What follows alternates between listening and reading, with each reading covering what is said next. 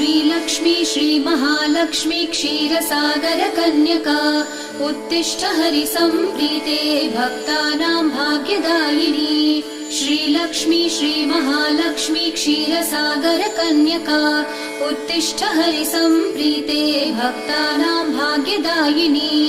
उत्तिष्ठोत्तिष्ठ श्रीलक्ष्मी विष्णुवक्षस्थलालये उत्तिष्ठ करुणापूर्णे लोकानां शुभदायिनी उत्तिष्ठोत्तिष्ठ श्रीलक्ष्मी विष्णुवक्षस्थलालये उत्तिष्ठ करुणापूर्णे लोकानां शुभदायिनी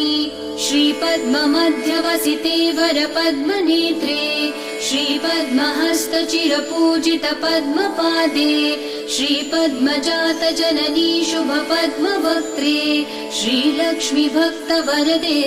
तव सुप्रभातम्।